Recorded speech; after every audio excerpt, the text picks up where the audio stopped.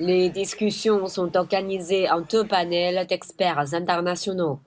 Ils portent d'abord sur la dimension historique des échanges culturels le long des routes de la soie, puis sur les principaux défis des échanges interculturels et du dialogue entre les civilisations dans un monde globalisé, urbanisé et numérique.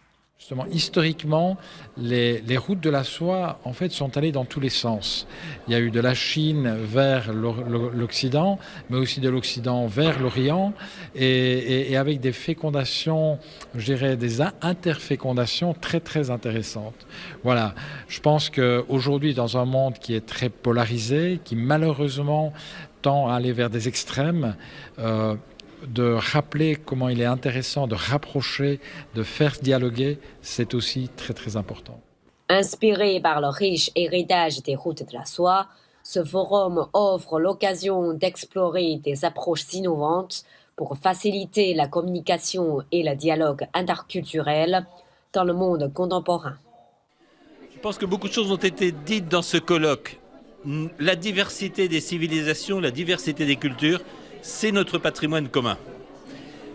Il faut la protéger, mais la protéger, ça n'est pas édifier des murs, ça n'est pas isoler les unes et les autres, c'est construire des échanges dans la réciprocité, dans le respect mutuel et dans un effort de meilleure compréhension réciproque. Les malentendus aujourd'hui sont une des raisons des guerres. L'absence de contact culturel et d'échanges culturels, qui sont au plus bas niveau, y compris depuis la guerre froide, me semble quelque chose de très dangereux, parce que quand on n'arrive plus à se parler et quand on n'arrive plus à avoir des échanges culturels, alors oui, la guerre peut survenir à tout moment. Le contexte international est certainement complexe, mais cette route de la soie, c'est la route de la paix aussi pour le monde.